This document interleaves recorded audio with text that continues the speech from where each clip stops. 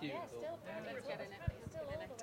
Right, good afternoon, everyone. Welcome to the Pagabo Pavilion. We are delighted to have you here this afternoon. I keep saying this morning, this afternoon. We've moved on. We are hosting a roundtable session this afternoon, predominantly talking about procurement, which makes sense, since we're in the Pagabo Pavilion. How do we use procurement as a strategic driver for economic growth? So we've had some really good conversations in the pavilion already this morning, and dotted around at our sister stands at Loop as well, over in the other hall, around really what is procurement, how does procurement influence our processes, what do we need to do better to do more? And how do we do that together, ultimately, is what we're trying to achieve. So we've got a panel who I'm going to ask to introduce themselves in a moment, but please feel free to hold your questions. We will have some standard questions ourselves, but please feel free. We've got some roaming mics as well, so if there's any questions or anyone wants to contribute to the conversation as well, please feel free. We'd love to hear from you. Our topic of conversation today. So an opportunity to explore the role that the public sector plays in fostering community development through their purchasing decisions. So I think we've certainly got the right people around the table to have a good conversation on that today. How are local suppliers and businesses also supporting that? Job creation, stimulating the economy through good procurement, and what can we share? What can we do together that's better? So if I can ask around the table for a few introductions. We've got a couple of mics on the table. We might have to share and pass them around among ourselves. But yeah, if I can start with you, Freddie, that would be great. Hello, testing. Yes, hi. I'm Freddie. I'm the founder of a company called Patch. We're an operator of event spaces, workspaces in neighbourhood environments, high streets around the country. There's more to that, more procurement to that than it sounds. I'm Gill Osgerby. I'm the Interim Assistant Director for Major Projects with Hull City Council. Hi, I'm David Pack from Hammersmith and Fulham Council. I'm Assistant Director of Economic Development and Growth there. Hi, I'm Caroline Wilson. I'm the Director of Inclusive Economy at Islington Borough Council. Hi, I'm Charles Jarvis. I'm Head of Economic Development at Cheshire East Council. And hi, I'm Rob Bridge. I'm Chief Executive of Cambridgeshire and Peterborough Combined Authority. And I'm Ben Jones, Head of Delivery for Pagabo across Southern England. I'll have my own microphone back. Thank you. Excellent. That's great. Thanks for that. So to start us off, a rather broad and sweeping question. What do we actually mean by economic growth? What does positive economic growth really look like for us? Anyone wanting to start us off? Go for it. I've been thinking about this question in terms of tying it up with procurement as well. So positive economic growth, inclusive growth, is about getting businesses and residents included in that regeneration programme, that growth that you're looking for. And for me, that's about having case studies where residents feel that it's for them. So jobs from construction all the way through to everything that's seen there. So any building that you build, any scheme that you develop, they see the scheme for themselves. So it's about developing the communities in that way. Similar with business as well and the supply chain. It's not about the nationals, it's about the local businesses being on that supply chain. Don't disagree at all with any of that. In Hammersmith and Fulham, we have an approach to economic growth that's absolutely about inclusion. We call it Upstream London. It's the second phase of our industrial strategy. And the context we're in is that we actually have rather a lot of growth. It's a good challenge to have, absolutely. So for us, what it means is certainly about fostering that growth in the key sectors that we have, and they're largely what our leader will call future industries, so science, tech, engineering, maths and so on. We have some legacy medicine and media from when the BBC was large. So it's about fostering that growth, but it's about how our residents can really engage with it and benefit from it. So we do have some real disparities, as I'm sure other colleagues do in their places. So it's about absolutely achieving the growth, but ensuring inclusion is part of that. And I think in our particular locality, it's about using all the levers we have at our disposal, which does include what we can achieve through procurement to achieve that. In Hull, we're on a sort of new chapter really that's starting in terms of developing our opportunities for city centre living. It's something that is very underutilised compared to a lot of cities that have had a lot of urban development in terms of city centre living. We don't have that in Hull, very minimally.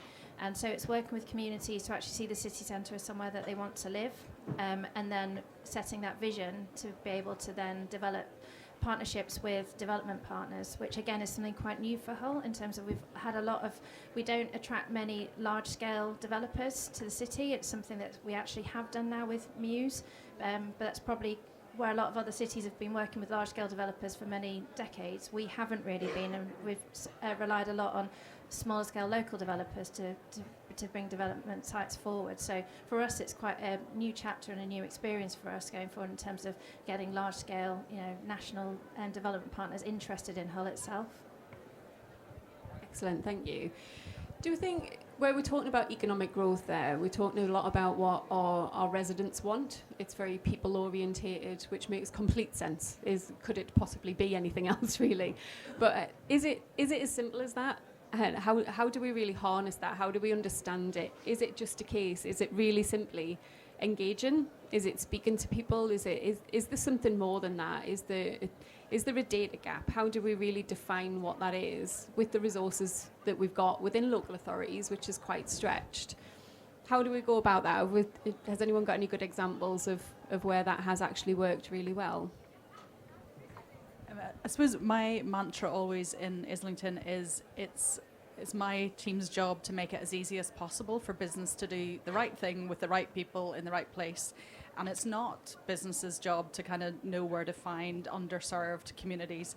That I'm supposed to know where those people are. So and also, so you talk about residents, and I also talk about small businesses, because it's about bringing visibility to that ecosystem of, I'm sure similar to other economies here, 98% of our businesses are small and medium businesses. So, one of the things that we've done is we've done a construction directory. So whenever people get planning applications or they're procured through us to do build schemes, we give them we make it as easy as possible for them to find kind of tier 2, tier 3 suppliers who are small and who are local to kind of North London. Is a really simple thing. The other thing that we do is if we ask for local jobs, we will find those local people. We don't expect you to go and find the local people.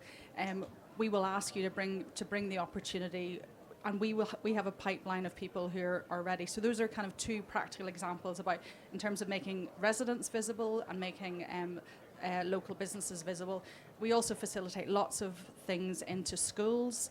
And again, some schools are much better at promoting themselves. So how do we sort of democratize those amazing opportunities that come from contractors in terms of world of work opportunities that go into every school, so every young person in Islington gets the kind of visibility of the world of opportunities that are out there? Yeah, I mean, from my perspective, for Cambridge and Peterborough, we've got a very diverse set of communities with, 3 cities. I always have to remember there is a third city. Everyone talks about Cambridge and Peterborough, forgets Ely. And I think one of the biggest challenges we've seen in the recent years is the focusing on Cambridge that's come from central government, which started with 250,000 houses, which would be like trebling population. It would be, really quite challenging. And actually, the really important point is, there's no point doing growth if it doesn't have a benefit to the people who already live there, rather than just what it brings in. And so there's quite a lot of work on engagement, but I think the point around skills and actually how you can sell in the right way, that there's an opportunity for people, maybe getting people back into work, people who through COVID stopped working. Actually, there's skills gaps. We could do productivity. We can get people through these different routes, through procuring through the different organisations to actually help the economy, but then they see that they're making a contribution to positive things in their area. That sounds really simple, right? It's not really simple. But I think that's a really important point. And, we have a situation where in Cambridge and Peterborough, everyone sees everything going into Cambridge. But actually, we've got some really difficult, challenging areas in the sort of north parts of our region. And we want to give those people the inclusive growth opportunities. And actually, people can't afford to live in places like Cambridge. It's not an easy place to get a mortgage and live. And so it's about how you can sell that as an overall sort of, situation that helps a family. And I think your point about skills, aspiration, primary schools, secondary schools, there's more to just university and how we get those pipelines right. And I think that's really, really important to then help with the shaping of the growth in an area. I just wanted to pick up quickly on Carol on your point. I think you said, you want to make it easy to do the right thing, and that's, I think, we spend a lot of time helping clients through the procurement process, and we spend a lot of time talking about social value and how that should be incorporated into the procurement process. But then equally, we spend a lot of time talking to contractors and consultants and developers and so on about that. And so, what do you mean by that? And what you've said there is absolutely the right thing. Make it really clear what we mean by the right sort of economic growth. Make it easy for that to be achieved, and then give ultimately contractors, developers, consultants a path, and make that really, really easy to deliver. Again, in terms of defining what we mean by the right economic growth, ultimately employment is always going to be a big part of that. As we were talking about in the run up to this session, being as clear about your longer term pipeline, it's the biggest challenge. Contractors are always asking us, "What's the pipeline? What's the pipeline?" Obvious. That knowing that, or having some kind of sight over a region rather than just an individual organisation, will allow investment decisions.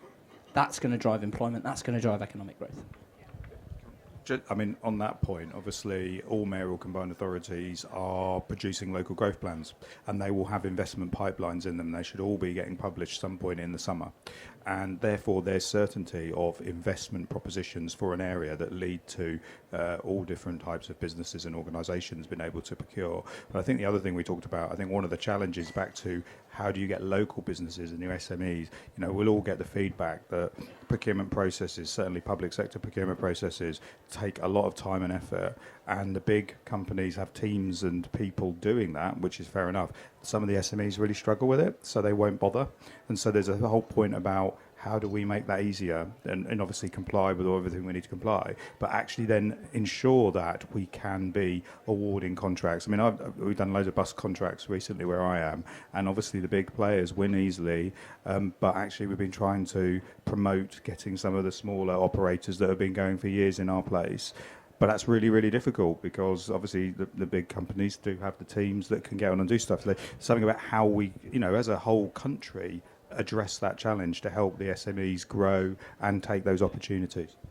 I think one of the things that we've been doing recently with our anchor institutions is doing kind of collective work about opening up access to smaller businesses, because the amount of times we have a 20% weighting on our social value, like I'm sure lots of you have, and small businesses say, well, we don't do any social value, and I'm like, oh my goodness, you do so much social value. But it's about learning how to articulate that, because you are right, the big boys have big teams who can articulate the millions of ways that they do social value, which is useful and beneficial to an area like ours. But I also think a small business, they use local accountants, they sponsor local school, they do lots of world of work opportunities, and it's just in them. So it's about how do we enable them to kind of shout about that more and win contracts from us. So if I may, I come at this from a very different angle to everyone else around the table. So as I mentioned, we're an operator of workspaces, 10 to 15,000 square feet. We may have 200, 300, 400 members, maybe 50 to 100 members in an individual location. We're generally in kind of towns and neighbourhoods from Bournemouth through to York. And I'm a new entrant to the property world. I've been doing this sort of 4 or 5 years, and so kind of I came in with a clean slate. And the thing that, and I'm hearing it again around the table, that really, there are kind of two things that that kind of struck me in this conversation. And one is the extraordinary convening power that local authorities have. And, hands up, my perception of the local authority was my own perception, which was bins, parking. And that was my only experience, that was the only interaction. That's just the life that I led. Now that I'm effectively in the kind of procurement, I'm sort of in between. Like, we both kind of work with councils on projects, but we also, of course, the members of our space then become kind of part of the local economic growth. And I guess, that convening power is extraordinary. But then the second angle, I guess, and this speaks, I think, Caroline, to some of what you've been saying about you have this directory and so on. I wonder if from where I'm standing, there's an opportunity for branding, like a better, different way of helping people signpost and access the tremendous value that you do offer. We're at a sort of subscale effectively, right? We're helping regenerate neighborhoods, right? But we're not Muse, whoever somebody mentioned. And I think you're absolutely right. They do have the resources to kind of say, boom, here's our like big procurement strategy and so on.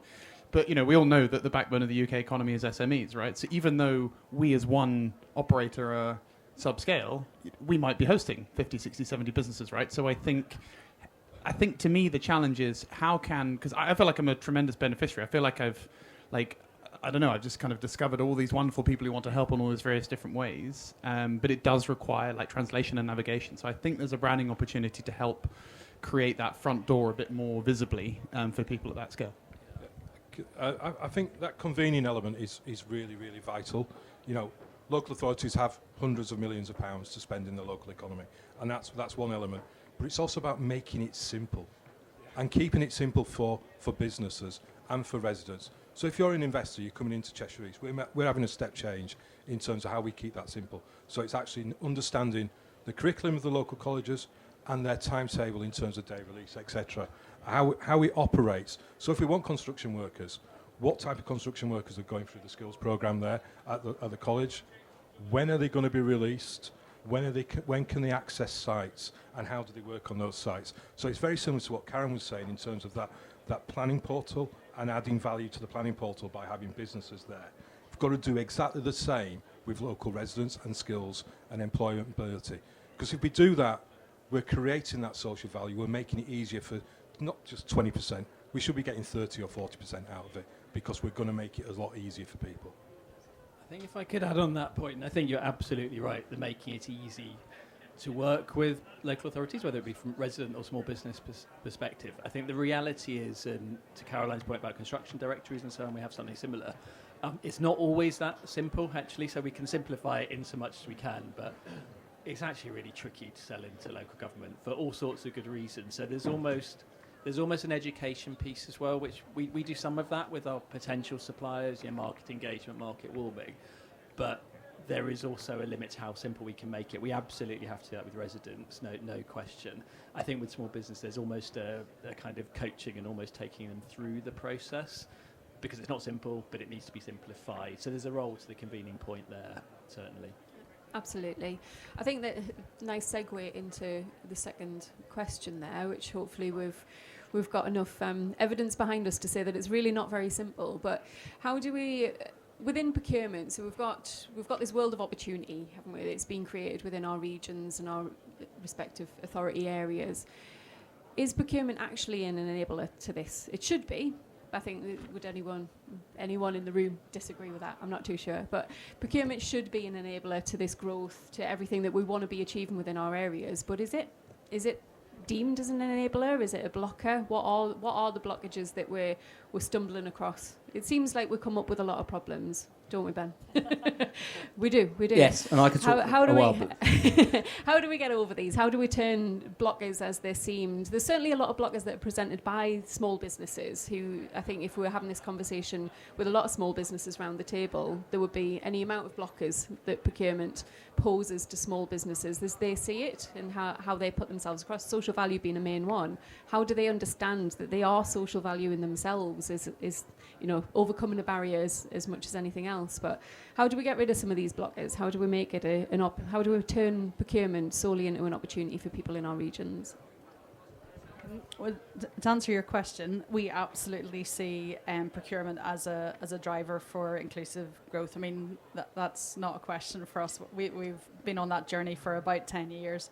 And some of the blockers, I mean, for me, the Procurement Act has been a real opportunity in kind of changing the culture of, and I've used it, I have to say, as a bit of a burning platform, and scaring people, saying, you need to do this.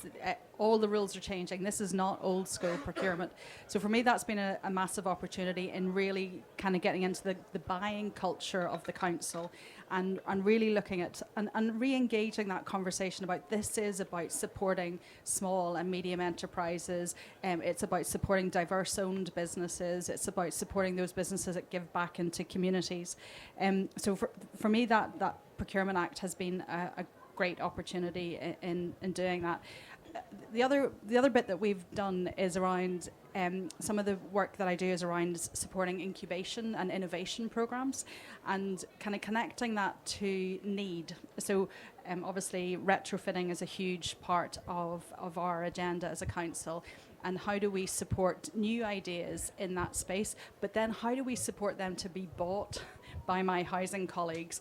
And, you know, just as a small vignette, my housing director, who I work very closely with, he was like, well, none of the entrepreneurs are offering anything that I need. And I was like, but that's because you're asking the wrong question. And how do we change how you want to buy something? And he has now, out of a small group of about 12 entrepreneurs, he has, on a very small scale, procured 2 of them to deliver a service into his. And for me, that is game changing for a new enterprise to get a public authority contract on their books, because that opens up a world of doors in other boroughs. I'd like to add to that. I mean, it's about your vision and about your aims and objectives for a project and a programme. So procurement and local procurement and social value should be number 1 or 2 in terms of your objectives from that aim. So if you're aiming to create a best small city in Europe by 2050, then you've got to then start thinking, well, from a crew perspective and a crew residence perspective, what does that mean from social value? So that's got to be number 1 or 2 in terms of delivering that. An example in crew is the new hospital. So Leighton Hospital is one of 2 hospitals which the government has agreed to fund. It's a £2 billion project. Their social value for that hospital is the first thing that they want to create. So it's not just a health campus, it's actually a health campus which provides social value. And unless you've got that written down and your leadership then buys into that because it's there, they've agreed it, it then gives you all the arms to get everything that you want to say.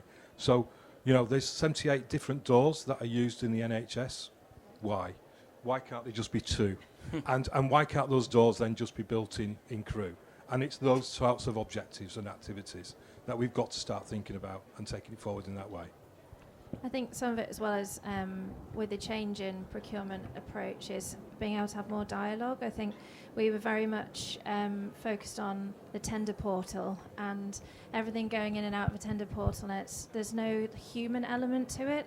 A lot of that is purely answering questions through the portal, and you put a text response back, and that doesn't give you the opportunity to engage and to let the contractor or consultant, whatever it is you're procuring, understand actually what it really is that you're looking for and why you're looking for it, what the vision is that you're delivering, and let them buy into it at an earlier stage. I think we find that a lot of the time, more traditionally when we've been procuring, the first time they really get to grips with that is at your pre-start meetings, rather than actually through the procurement process itself. You try and give them as much of a picture as you can of the project, but the old approach to procurement was very dry, and I think there was very little human relationships through that process, which then unsurprisingly, you get relatively dry tenders, which look almost like carbon copies of each other, apart from social value, and that's the one bit I've always been tried to promote as much as possible. I think has come out from this discussion already, is just how important social value is. On some key contracts for us, actually social value has won the contractor the contract because it's the one part that they can show their individuality in, compared to all of the other questions which are quite standard responses. It's the one bit you can show a bit of innovation and creativity. Yeah. I'd love to just underline what you've just said about people coming in to meet in person. I mean, look, as an advocate of businesses convening in spaces, I mean, that's what we do, and we see it all the time. Over half of our members transact with each other, not because they sort of found each other accidentally, just because they're in the same building, right? There's this kind of shared sense of people in a room, they gain confidence, they gain clarity, and as you said, it's not this kind of dry application process, which, by the way, is about to become awful with ChatGPT, because everyone's just going to AI the whole thing, and you'll end up with this mush. And somebody asked for an example of where this happens, and I can think of one. Our first location is in Chelmsford, and I don't know if any of the other councils around do something similar, but I went to an extraordinarily upbeat, successful, kind of high confidence local business networking event. I'm probably underselling it. But there were hundreds, it was not dissimilar to this on a smaller scale. I mean, there were hundreds of local businesses talking to each other, pitching, and there was a stage and all the rest of it. And that's where human activity happens, right? Human activity is business. And that seemed to be very successful. And I think there's also something back to the branding point that's very popular in the kind of general phrase of buy local. This point about procurement strategic driver, I mean, look, honestly, like, you're sitting there as a business, like, that's revenue. Like, it's very, like, that's a sale, effectively. So if you kind of, that language around kind of revenue and sales come together, have some fun, here's a, really lovely kind of coffee van and a fun stage, that's the best example that I've seen of it taking place. If I could chip in on this, we absolutely see procurement as an enabler, no question. The way that we have a devolved procurement system, a very small central procurement unit, so that means the decisions are quite diffuse across the authority, which means that there's a big piece of work to educate people both buying goods and then managing the contracts. And the key to ensuring it is an enabler is to lock it in really tightly with where our politicians are. And for us, that we have quite a strong leader. He's not here today, but I'm sure he'd be happy with me saying that. His vision for the borough is around what he's called Upstream London. It's about inclusive economic growth, and anything that hooks into that wins hearts and minds, because we know officers will work towards it. And that's been the single thing that's managed to get us airtime with people buying goods, but also people managing the contracts as they go ahead. So talking about social value in the abstract seems to be more fraught. Talking about it in a council's context and against our administration's priorities gets people to listen, basically. Oh, sorry. No, and I absolutely agree with that. And political leadership, I think that was your point, is so key when you're talking, because I talk to commissioners within the council, and locking it into KPIs. Because ultimately this comes down to enforcement as well, because we've had contracts which have been won on social value, and then people say, well, the social value is a bit hard to deliver and we're not certain if it's really been delivered. And I'm like, they won that contract on the basis of social value. It is as important as delivering 10 new houses or whatever the main contract kind of purpose is. So for me, enforcement is really, really important. But it's also time, because in terms of commissioners, like I've just worked on a project with adult social care and kind of getting them to change their approach to social value and to embedding inclusive growth in their contract. And it's taking us a couple of years to kind of talk that through and what that looks like and how that looks like in the market for them, because ultimately they want quality of care for older residents. So for me, building in time is really, really important. But at the other end, it's having the stick to say, this is an enforceable KPI and you need to kind of be on it. Just a couple of points to add there. In terms of giving an example, I think, of where this works really well, again, we talked about earlier, define what you want and then make it easy to deliver it. Milton Keynes City Council aren't here, I don't think. However, they've got a phenomenal policy, ultimately, they put into every tender that we've ever run called More for MK. Ultimately setting out to the market what they want. The social value question in every tender is simply, how will you deliver more for MK? And it's one of the appendix in the tender, so it's really, really clear. They use a leading social value tracking tool that we know quite well, that helps them standardise ultimately promises. And as again, plugging contract management, fundamental, because contract management is how you turn poetry in a bid to prose in reality. So yeah, it's absolutely fundamental things. And you talked about earlier about the flexibility of procurement. Again, something we've been talking about for years and years and years. Procurement can be simple. Even under the old regs, it can be that simple and it can be that flexible. But you're right, where you've got one authority or one client using 4 or 5 different tender portals, and it becomes, you're dividing the market. Actually, there's a lot we can do to consolidate it, support it. Whether or not we're talking about huge jobs where we do need larger contractors, actually driving within those tenders, right, how are you going to support the local economy? Because actually, they're going to contract with as many local people, local contractors, just as you would if you were procuring much smaller jobs. Absolutely, thanks, Ben. I think both of us at one point in that conversation were having a little look around the room for our normal strapline that's under Pagabo, which is simply better procurement, and we've done away with it in this one. It's there somewhere. better procurement. You should say simpler. Simpler procurement. flexible. Simply better procurement. But yeah, we're certainly big advocates of that. I'm just going to open the conversation up to the room a little. If there's any questions, we've got another few questions that we can talk through. But are there any comments or questions from anyone around the room with our Roman Mike and willing volunteer who will run better than me? Hi.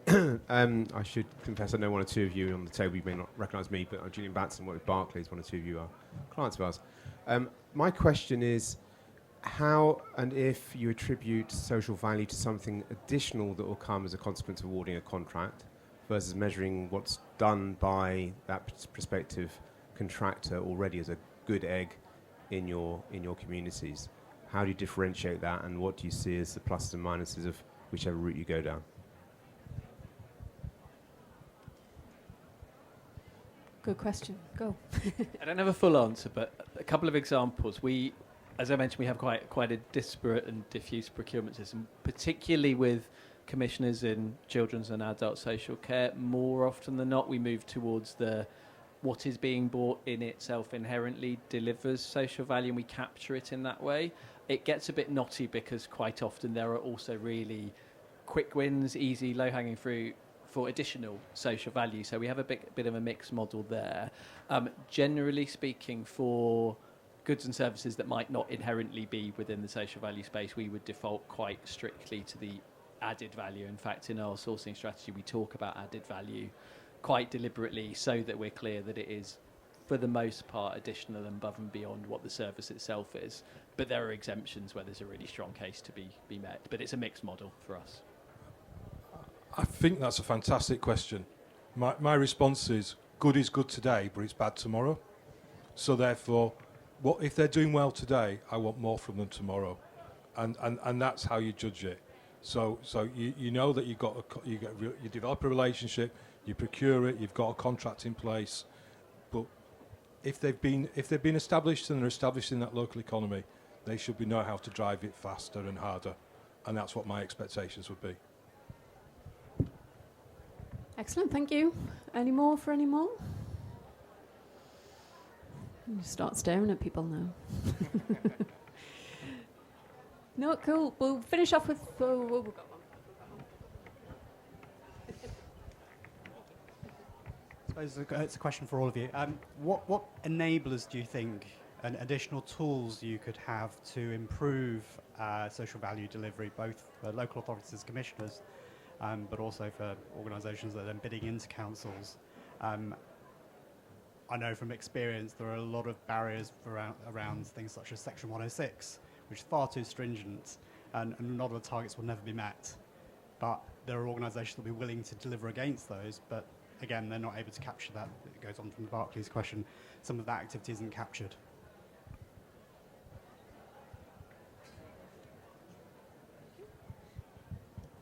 Excellent. Any volunteers picking up on that one? I know, go if you want. Go for it. In terms of what additional tools, I think we picked up some of those in the last conversation. Ultimately, we need to be tracking what is being delivered. We need to make sure that what was promised is being given. I think that's fundamental. I think we've touched on it during the course of this conversation, as in we need to be clear on what we want and be open enough to allow that to be delivered. Equally, if we're going to go down that make it simple and say, as we talked about, you're already delivering a huge amount of social value, you just need to tell us about it. Let's not turn the tender response into a test of who can write the best bid. Let's just ask for some numbers. And let's quantify it that way. And again, try and make it as simple as possible. I think those are some of the key bits of the conversation, to be fair, we've talked through already that probably pick up on those. And again, I suppose the point is that everyone probably in the room already, certainly around the table, gets it. We need to take this message to the 16,000 people that are within a very small distance from here over the next 3 days.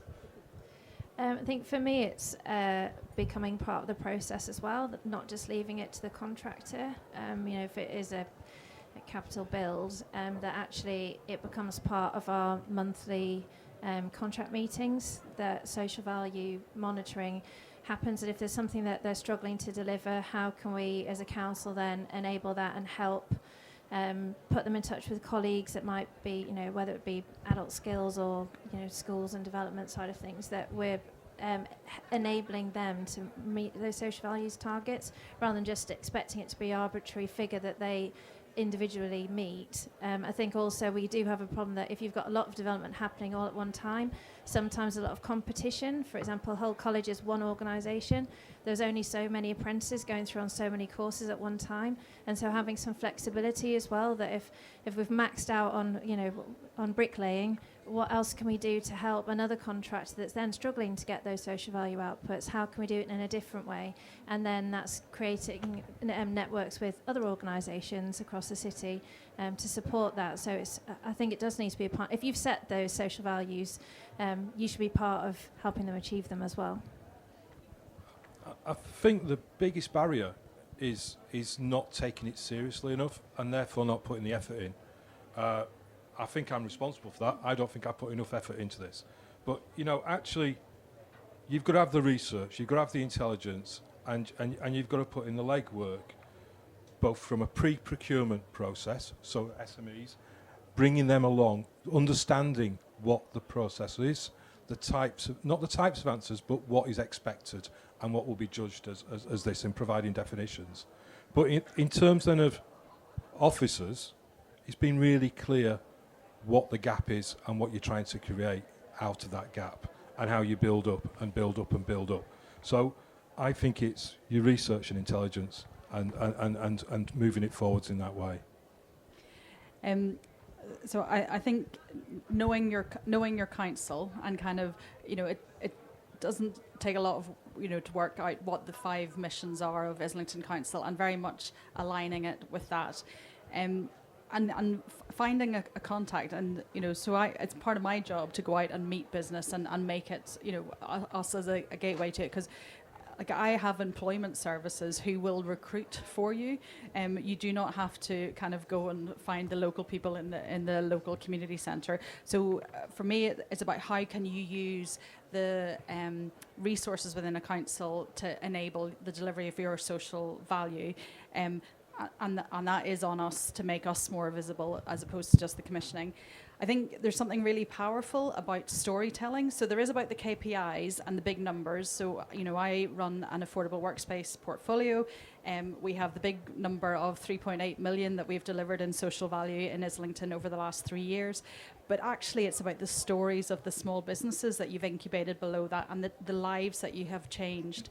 So for me, that's really, really powerful in local government, is to be able to tell those life-changing narrative of procurement. And the final thing I would say is around collaboration, because you're absolutely right. We have a really good collaboration with Camden Council next door, where if we have a fallow period in terms of development, our apprentices, can be passported across to another borough to continue that. Because ultimately we want them, it's not about you have to stay in Islington and it's only about Islington. Our objective as a council is that they have a good job at the end of it. And if that means going into Camden and getting work through that, that is absolutely important. So for me, there's an onus on us about how do we create a more cohesive fabric between local government. I'm thinking in London particularly, but how do we make it as easy as possible? And it's not business's job to kind of do that. It's up to us to do that. Thank you. On the question of additional tools, I think the only thing I'd add is we've seen that it's been quite worthwhile to invest, and I'll use that word because I think we are getting a return, in a couple of staff members who are actually driving this from the Economic Development Service but throughout the council. So it's in addition to what the corporate procurement unit that we have does.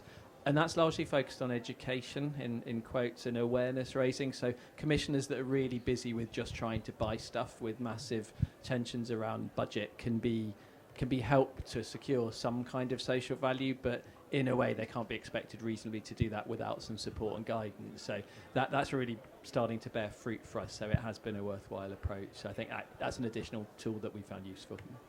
I was just going to, again, a few things that have said that have really charmed with me. I think the storytelling point you made is absolutely right.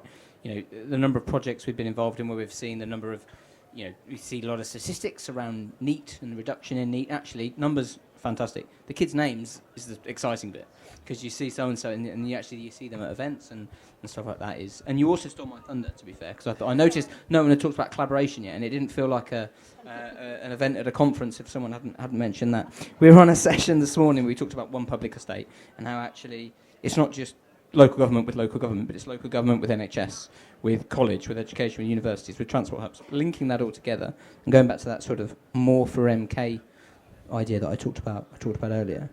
Yeah, that's great, and it works really well for Milton Keynes, but Milton Keynes University Hospital don't talk about it because it's a completely different thing. So if actually we define what we want in a region, and perhaps the combined authority are in a I'd like to think in quite a good position to do something like this, where again you can bring aspirations and aims, and then the conduit to all of that, all at the same time. If I can just wave the SME flag again, I'm just, again, Caroline, loving what you're saying here. My one answer, Mukesh, to you is really simple tool, which is just language. You know, procurement, social value, okay, concepts that I think I understand, but practically to like Jane Bloggs, who's trying to run her business of 5-6 people, it's just like, oh God, here we go. It's another thing I haven't got time for. So I think, you know, whether it's the Milton Keynes example or others, I think, again, sorry if it's the same message, but the more that councils can convene their resources, brand them appropriately, simplify the language, and make very clear, like, hello, we're here for you. You want this? This is your entry point. This is your access point. I think I can think of, I mean, if I'm just cycling through all the members in our spaces, you know, 1,000 members in 5. You know, they would love to know that these opportunities exist, and a lot of them just don't know. And I think the more that you can try and simplify it and speak the language of the buyer, then I think that would be great. So as you sort of brought me in, I mean, there is a point around mayoral combined authorities and their convening powers, and just, you know, take Cambridgeshire and Peterborough, there are 8 different councils with the combined authority, so 5 districts, a unitary, a county and ourselves, which means there are 8 different procurement policies and 8 different ways of doing things. At least 8. Well, at least 8, right? So I think there is very much a role as we go forward around that. I think there's another thing we just need to be mindful of. We talk about the tools, right? What we also know is local government is really going to continue to be in a very difficult financial place. I mean, the country is, right? So it's always the case when we have managers who are trying to do things and know their budgets are tight, that the things like social value will be pushed to a side because they'll just be thinking, I've got to get this done. And actually the most important for me is the price, which is probably not the right thing. I'm an accountant of background, so I can't believe I've said that. But, you know, so there is something about how we support and educate our workforces to understand actually it is right and okay to be doing that, rather than feeling the squeeze. And sometimes our politicians will be squeezing because actually they've got to make some really difficult decisions. So there is a bit about how we bring staff through that, through our training, for our programs, and as well as collaborating. There you go. Okay, may I just add to the collaboration, because one of the pieces of work that we do is work with anchor institutions, and so the big kind of players who are in the local area for the long term, so the hospitals, the universities, Arsenal, and we do try to create a common narrative across us around social value, and procurement is one of the most active subgroups that we have on our anchors network, so that whenever a business is procuring into the City University or procuring into London Met University or procuring into the council, there's a common understanding of social value. Now, we're not there yet. I would be kind of dishonest to say that we're there, but we're on a journey, and we're really lining up our net zero aspirations. We're really lining up our social impact aspirations, and I think that will help in terms of meaningful impact. You know, to your question, Mukesh, what are the additional things that we need? I think we need to create that common framework across public authorities. The London Anchors Institution Network is trying to do that as well at a regional level, and that's happening as well at kind of local levels across different boroughs in London. Excellent, that's great, thank you. I think tools that enable these type of activities, and ultimately tools that allow collaboration, would never and should never move away from the people aspects. I think we've ended up back in a full loop again, haven't we? And we're back to the people and the kids' names and the things that really make impact. Figures are lovely, and it gives you something on a report. That it is really important, and it gives us a bit of an ability to compare like for like. It gives us an understanding of what's good, what's better, what's indifferent. But it does ultimately come back to the people who are on the receiving end of that, which is really, really important. One final question. We've got 5 minutes, so a quick one. I think you touched on it briefly there, of the emphasis on price. It would love to do away with it. We would love to see tenders that are 100% based on social value. And yes, we need to build a building, but what else? That would be amazing, but we're never going to get there. Not yet, anyway. But how do we bear that? Procurement is an enabler. We've got questions. We know how that we can bring social value into procurement activity, but weighing that up against price. We've got a tender. We've got a contractor that's there. They've been awarded it. They've got all of this good stuff that they can deliver. When you get to that point of agreeing a cost plan, and there's some money in that somewhere that's attributed to something happening in social value, how do we make sure that it's still there? How do we afford, and how do we make sure that we're not scrimping in the areas that are actually going to create this economic growth? I said it had to be quick, but that's quite a big question. But I'll quick give a fire really, round. really quick answer. And I think for us, I mean, price, we all know where local government finances are, so price is not going away, and neither should it. I think in a way we've got the systems we need, but it is about effective contract management, which we don't have sewn up by any means. So there's an organisation-wide issue around how whether it's actually enforcement in the very formal sense, or the ensuring we don't lose sight of social value. So all of these commitments we see are delivered on, and managing that really tightly. So I think it's incumbent on us to manage what's been put to us and how we've used it to assess tenders. So in a way, we've got the piece of the jigsaw, but we're not always using them as wisely as we could. I think there's being dynamic in terms of how you use the ratios between cost and sort of quality, and we play around with those quite a lot, so they're not arbitrary. It depends very much on the contract, and we work with our procurement colleagues to look at what those weightings should be, and then again those percentages that you give weight to different questions as well, and I think you can play around with that, and quite often it can give you different outcomes depending on what the project is. So I think it's that flexibility again, and looking at each project to making sure that the procurement package that you put together is tailored to what you're actually looking for. So there's a post-procurement world as well. So in delivery, you've got, I mean, we've all been through it. We've all had to value engineer. VE, the worst initials I've ever heard, particularly in the last 5 years. So we've got that. And if you recall, I talked about your vision, your aims and your objectives. And if you haven't got social value very high up in that aim and those objectives, then it will be value engineered out. And that's why I'm saying it's really, really vital that it's there at the very top. So if you're wanting to get something from a project, you want to deliver the best building to deliver services X, Y, and Z from. So Freddie can do his patch stuff in Crewe at last, and then we can do that, and we can then. We can do that only if Freddie delivers that social value as well, and that's the yoga, that's the business network, that's the business training, that's everything. But you've got to have it written down as an objective. I would say there's also dialogue in that. There's two things. One is for me as to educate commissioners within the council that's not a negotiable. You know, it is negotiable within parameters, but it's not something that you can lose, because politically, you know, our members are absolutely crystal clear on the fact that social value is at the heart of our procurement approach. Yes, it has to be done within the parameters of affordability, but social value does not need to cost money. And so it's about then a dialogue for me with the commissioners and ultimately with the businesses about what are the things that could be added into the contract that don't cost money per se. I mean, you're still going to recruit somebody to do a job. Could they be an apprentice?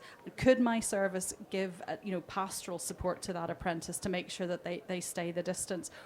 Are there ways that we can enable, work into schools or professional volunteering into the local community voluntary sector? So for me, it's about being creative and not necessarily assuming it's a cost. It strikes me that one of the extraordinary advantages of a council is that local government generally touches every area of life: health, death, education, everything in between, work and so on. And this is a nice, simple software challenge for Pagabo. But surely what the opportunity that creates is you can, in theory, and this is not simple, you in theory could measure the exogenous value of social value, right? Rather than project by project by project. So a developer buys a building, does something to it, sells it on, done, finished, right? But the point about local government is you were there before, you're there during, you're there afterwards, and you're there across every possible vertical. So you might be involved in project A, and again, nice simple project for Pagabo, but sort of area of life, you know, F, G, or Z over there is with the social value. So there's a kind of whole world accounting, but I'm making it sound simple. But I think you're the only body I can think of that is in a position to be able to actually do that. So I have so yeah, there's lots to talk about in that. We're not a million miles away from it. The guys from Loop, I'm sure, are somewhere in the tent. If they're not, they've got their own somewhere. But yeah, there's lots to do that. I know I haven't given a short answer to anything in my life, but so I'll just read the notes that I put down. Emphasis on value rather than price, and is there a joined-up way of looking across the public sector, not just within local government, but across the public sector, to define that there's one person spending all this money on economic development, and there's one person spending all this money on capital. Well, you know what? Social value is standard, and therefore you're getting one from the other. So yeah, if there is a price increase, there's a value increase that more than dwarfs it, and that's how you satisfy the accountants. On that bombshell. Yeah. Yes, we're going to have to wrap up the session, but just as a parting statement, we have quite a number of people from the Pagabo team around the room today, which some are branded, some are less so, but we're all knocking around. As sort of Freddie alluded to there, and we've touched on at various points, we are, as an organisation, Pagabo are very much about simplifying procurement for the public sector and giving access to multiple different types of contractors and suppliers into that process. So ultimately, we're there to support the public sector and be a force for good alongside our public sector partners. Digital platforms, use of technology comes into that massively for us, and more so over the coming year. We would love a conversation with any of our public sector partners in the room about what ideally that wants to look like. What can we shape our procurement software packages, procurement solutions for you ultimately to look like? What do you want in a nutshell? What can we develop? What can we do with the resources we have to really help to maximise economic impact? So if anyone has any time afterwards, we'd love to have a chat and a quick survey on that aspect as well. But other than that, thank you very much. Thank you for attending, everyone. I'm sure there's some lunch left lurking around as well, so if anyone wants to stay and hover around, you're very welcome. But thank you.